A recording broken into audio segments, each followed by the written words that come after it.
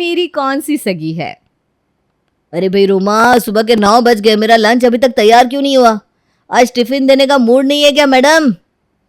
मेरे प्यारे पतिदेव, ये बात जाकर अपनी मम्मी से पूछो ना। रोज सुबह 6 बजे उठकर तुम्हारे लिए टिफिन बनाती हूँ मैं। इसके बाद भी सासू माँ को मेरा बनाया हुआ खाना और नाश्ता कभी पसंद ही नहीं आता। हमेशा शक्ल पर 12 ही बजे रहते उनके। बस इसलिए मैंने सोच लिया है कि जब मैं इतना ही बुरा खाना बनाती हूँ तो क्यों खाना बना बना कर आप लोगों को टॉर्चर करूँ। और वैसे भी मम्मी जी को तो बहुत अच्छा खाना बनाना आता है। वो तो खुद ही कहती है ना, उनके हाथ के खाने की तो बहुत दूर दूर तक चर्चा होती है।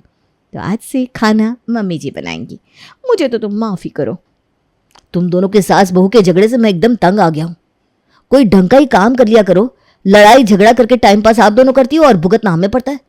तुम दोनों के झगड़े में बिना टिफिन के ऑफिस तो मुझे जाना पड़ेगा ना। अगर अपने टिफिन की इतनी चिंता है ना तो अपने माताश्री को क्यों नहीं समझाते कि अपनी मधुर वाणी पर थोड़ा कंट्रोल कर लिया करे। तुम्हारी माँ के 24 घंटे ताने सुनने के बाद ये घर के काम मुझसे नहीं होने वाले। और हाँ, जाकर ये बात भी अपनी माँ को जरूर बता देना कि आज मैंने तुम्हारा टिफिन नहीं बनाया है। जब एक दिन उनका बेटा भूखा रहेगा ना तो कल से अपने आप अकल ठिकाने आ जाएगी। माँ, मुझे पता है सब सुन रही हो आप, जरा कमरे से बाहर तो आओ। विवेक की गुस्से में आवाज सुनकर उसकी माँ बाहर आती है। अरे क्या बात है, क्यों शोर मचा रहा है? तुझे पता है ना इस समय मैं पूजा कर रही होती हूँ। ऐसी पूजा करने का कोई फायदा नहीं है। वैसे तो 24 घंटे दोनों की दोनों कलेश मचा के रखती हो और अब भगवान के सामने एक घंटी बजा रही हो। अरे भगवान को सब पता है आप कितने पानी में हो। क्या बहू, ज्यादा पर निकल आया है क्या तेरे? खाना क्यों नहीं बनाया तूने? माँ जी, अभी मैंने बताया ना कि मैंने अब सोच लिया है जो काम मुझे आता नहीं वो करना क्यों। वो काम करने का फायदा ही क्या है जब रोज रोज आप मेरे बनाए हुए खाने में 100 कमियां निकाल सकती हैं। इससे तो अच्छा आप ही बना दिया करो। बताओ, मैंने कोई गलत बात कही है क्या? हाँ बताओ तो। एक तो महारानी कच्चा पक्का खाना बना कर रखती है, ऊपर से तेवर देखो कि इन्हें कोई कुछ बोले भी ना। माँ, मैंने आपको यहाँ पर झगड़े के निपटारे के लिए बुलाया था। आप लोग तो एक बार फिर से राशन पानी लेकर लड़ने बैठ गई। अब दोनों का कुछ नहीं हो सकता। आपका तो बस भगवान मालिक है। अरे मैं कह रहा हूं कोई कुत्ता बिल्ली पाल लो, उसके साथ टाइम पास कर लिया करो। ऐसे कब तक लड़ाई चलती रहेगी इस घर में? मुझसे ना फालतू बात करने की जरूरत नहीं है। कुछ समझाना है तो अपनी माँ को समझाओ। जा रही हूं मैं अपने कमरे में। इतना कहकर रोमा अपने कमरे की ओर निकल जाती है। रोमा को जाते हुए देख सास शीला भी अपना मुंह टेढ़ा करके अपने कमरे की तरफ निकल जाती है। ये सही है, घर में महाभारत छेड़ दो और फिर अपना अपना कमरा बंद करके बैठ जाओ। उनकी लड़ाई के बीच में भूखे मरे हम बाप बेटा। चल विवेक, आज तो तुझे भूखे ही ऑफिस जाना पड़ेगा। शादी करके तूने इतना बड़ा पाप जो किया है उसकी भरपाई तो तुझे करनी पड़ेगी बेटा। शाम के समय शीला बाजार से सब्जियां लेकर घर आती है। तभी देखती है कि सामने उसकी सास गुस्से में बैठी बड़बड़ा रही है। टाइम देख रही है? शाम के 6 बज रहे हैं। कब से चाय के लिए इंतजार कर रही हूँ। कोई समय होता है या नहीं? अरे माँ जी, चाय के लिए इंतजार करने की क्या जरूरत थी? थोड़ा सा हाथ पैर हिलाती तो चाय बन जाती। लो भाई, 1 कप चाय पीने के लिए भी हाथ पर हाथ रखकर बैठी हुई हैं। ऊपर से मुझे ताने सुना रही हैं वो अलग। ज्यादा जुबान मत चला, समझी? या बता, कहाँ थी तू? कहाँ थी से क्या मतलब है आपका? आपको बताकर गई थी ना कि सब्जी लेने जा रही हूँ। और ये मेरे हाथ में सब्जी के थैले हैं, दिखाई नहीं दे रहे क्या आपको? दोपहर के 4 बजे की गई हुई है तू और अब 6 बज रहे हैं। यहाँ से 10 मिनट की दूरी पर ही सारी सब्जियां मिल जाती है। बेवकूफ किसे बना रही है? बैठी होगी अपनी सहेलियों के साथ गप्पे मारने के लिए। सब जानती हूँ मैं तुझे। घर के कामों से बचने के तरीके है ये तेरे। सास को 1 कप चाय बनाकर पिलानी ना पड़ जाए इसलिए जानबूझकर 9-2 11 हो जाती है ना तो काम के समय। अरे माँ जी, अब तो आप बिल्कुल हद ही पार कर चुकी हैं। पूरा दिन गधे की तरह काम करो इस घर में और बदले में सिर्फ ताने मिलेंगे। इतनी धूप में आप भी जाकर देखिए ना एक दिन कि सब्जी कैसे लाई जाती है।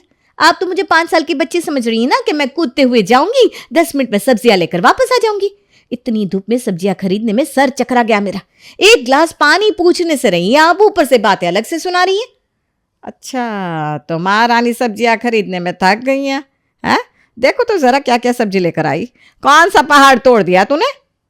इतना कहकर शीला बहू की लाई हुई सब्जियों के थैले खोल खोल कर देखने लगती है। अरे ये कैसी बासी और मुरझाई हुई सब्जियां लेकर आई है। मुझे तो ऐसा लगता है कि जो सबसे बासी और घटिया सब्जियां होती हैं आधे दाम में उन्हें ही तू खरीद कर लाती है और बाकी के जो आधे पैसे बचते हैं उनसे अपने लिए लाल लिपस्टिक खरीदती होगी। मैं कुछ बोल नहीं रही हूँ, इसका मतलब ये नहीं है कि आप मेरे ऊपर चोरी का इल्जाम लगाएंगी। और मेरे पापा के कोई सब्जियों के खेत नहीं है कि मैं वहां से तोड़ तोड़ कर हरी हरी सब्जियां लेकर आऊंगी। बाजार में जो बिक रहा है वही तो खरीद कर लाऊंगी ना। सब्जी वाला कोई मेरा रिश्तेदार नहीं लगता कि मुझे आधे पौने दाम पर सब्जियां बेच देगा। और ये आज आखिरी बार है जब मैं सब्जियां खरीद कर लाई हूँ। कल से सब्जी लेने जाएगी मेरी जूती। आपको चाय पीने का बहुत शौक है ना माँ जी? कल से 5 बजे आपको चाय मिल जाएगी, क्योंकि आप तो 10 मिनट में सब्जियां ले आओगी। तो ऐसा करना कि आप कल से 4 बजे जाना, 4:15 तक सब्जियां लेकर वापस आ जाना, ठीक है? बहू की बात सुनकर सास की तो त्योरियां चढ़ जाती है। पता नहीं भगवान ने कौन से जन्म का बदला निकाला है जो तेरे जैसे निखट्टू और बदतमीज बहू मेरे माथे मारती। पता नहीं कैसे सारी जिंदगी पार होगी मेरी। कोई भी दिन ऐसा नहीं जाता था जिस दिन रोमा और उसकी सास का झगड़ा नहीं होता था। रोमा और शीला के झगड़े का असर पूरे परिवार पर पड़ने लगा था, जिसके कारण विवेक और उसके पिताजी को अक्सर ही बिना टिफिन लिए ही ऑफिस जाना पड़ता था। एक दिन विवेक की मुलाकात पड़ोस में रहने वाले अपने दोस्त से होती है। क्या बात है विवेक, जब से तेरी शादी हुई है यार दोस्तों से मिलना जुलना भूल गया है क्या तू? याद है कैसे पहले हम सब चाय की टपरी पर बैठकर मस्ती किया करते थे? ये सब गुजरे ज़माने की बात हो गई है यार। मेरी ज़िंदगी तो अब कलेश और लड़ाई झगड़े के बीच में पीस कर रह गई है। हंसना, मुस्कुराना, मौज मस्ती करना तो मैं भूल ही गया हूँ। अरे क्यों भाई, ऐसे क्यों बात कर रहा है, क्या हो गया? अरे क्या बताऊँ भाई, मेरी माँ और बीवी में हर समय 36 का आंकड़ा रहता है। उन दोनों के झगड़े की वजह से अक्सर ही मुझे भूख हड़ताल करनी पड़ती है। अब तू ही सोच ले यार, पूरा दिन ऑफिस में काम करो और फिर घर में आकर भूख हड़ताल करनी पड़े तो दिमाग कैसे काम करेगा बंदे का। विवेक की बात सुनकर उसका दोस्त विशाल घर जाकर ये प्रॉब्लम अपनी माँ को बताता है। अरे मम्मी आपको पता है आज ना विवेक मिला था, बता रहा था बड़ी प्रॉब्लम चल रही है उनके घर में। आंटी बहू को एक्सेप्ट करने को तैयार नहीं और उनकी बहू भी कोई काम ढंग से करती नहीं, बात बात पर उल्टे जवाब देती है, कभी खाना नहीं बनाती, जिसकी वजह से रोज़ ही उनके घर में कलेश होता है। अरे तू चिंता मत कर बेटा, ये रोमा है ना, अभी कल ही किट्टी में मिलेगी मुझे, कल ही आड़े हाथों लेती हूँ मैं इसे। अरे भाई सास तो 2-4 बात सुना ही देती है, लेकिन बहू का तो फ़र्ज़ है ना कि उसे तो कम से कम घर के काम करने ही चाहिए। इस तरह से सब कुछ छोड़कर बैठ जाएगी तो घर कैसे चलेगा। अगले दिन किटी पार्टी में। अरे रोमा इधर तो आओ ज़रा, साड़ी तो बड़ी सुंदर लग रही है तुम्हारी और मेकअप भी बड़ा परफेक्ट हुआ है। आंटी जी साड़ी ना स्पेशली दिल्ली से मंगवाई है मैंने, और मेकअप तो मैं अच्छा कर ही लेती हूँ। मेरे हाथ में इतनी फिनिशिंग है कि पार्लर वाले भी फेल है मेरे सामने। हाँ बेटा, बस सारी अकल तूने मेकअप में ही दिखा दी। इतनी फिनिशिंग तुमने घर चलाने में दिखाई होती ना तो आज ये नौबत ना आती। आंटी जी आप कहना क्या चाहती हैं? मेरी घर गृहस्थी में ऐसी कौन सी प्रॉब्लम आ गई जो आप मुझे ऐसी बातें सुना रही हैं? पड़ोस में रहने से ये मत समझो कि हमें कुछ पता नहीं चलेगा। भाई हम भी उड़ती चिड़िया के पर गिन लेते हैं, सब पता है मुझे अपने घर में क्या क्या गोल खिला रही हो तुम। अरे शक्ल सूरत इतनी अच्छी है तुम्हारी, 2-4 गुण भी अच्छे रख लो। ये बात बात पर सास से लड़ाई करना ये कोई अच्छी बात तो है नहीं। क्या यही संस्कार सिखाकर भेजे हैं तुम्हारे माँ बाप ने? इतनी सारी औरतों के सामने पड़ोसन के मुंह से ऐसी बातें सुनकर रोमा का चेहरा बिल्कुल सफ़ेद पड़ गया था। अरे शीतल जी, इतने सारे लोगों के सामने मेरी बहू को ऐसी जली कटी बातें क्यों सुना रही है? और ऐसी क्या कमी है मेरी बहू में जो आपने उसे इतनी बड़ी बात कह दी? अरे लाखों में एक है मेरी बहू, किसने कहा कि ये घर अच्छे से नहीं संभालती? सब कुछ दुरुस्त है हमारी घर गृहस्थी में। ऐसी कौन सी आफत आ गई जो आप यहाँ बात का बतंगड़ बना रही हो? ये लो, उल्टा चोर कोतवाल को डांटे। एक तो मैं आप ही के भले के लिए आपकी बहू को समझा रही हूँ, ऊपर से आप आकर बहू की हिमायत ले रही हो। मेरी बहू और मेरे बीच में जो भी बातें हैं ना, वो हमारा आपसी मुद्दा है, उसके बीच में किसी तीसरे को बोलने की कोई ज़रूरत नहीं है।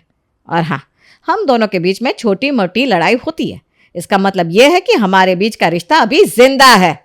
जिस दिन मैं अपनी बहू को कुछ भी बोलना छोड़ दूंगी ना, उस दिन हमारा रिश्ता भी खत्म हो जाएगा। इसलिए हमारे घर में होती छोटी छोटी नोकझोंक की चिंता आप ना करें तो ही बेहतर है। सास को सबके सामने अपना पक्ष लेते हुए देख रोमा बहुत ही इमोशनल हो गई थी। घर लौटते समय, माँ जी मुझे तो पता ही नहीं था कि आप मुझसे इतना प्यार करती हैं। अरे प्यार व्यार अपनी जगह, लेकिन तू पहले खाना बनाना सीख ले। सुबह भी दाल कच्ची थी बिल्कुल। सास की बात सुनकर रोमा शीला को घूरने लगती है और फिर दोनों ठहाका लगाकर हंसने लगते हैं।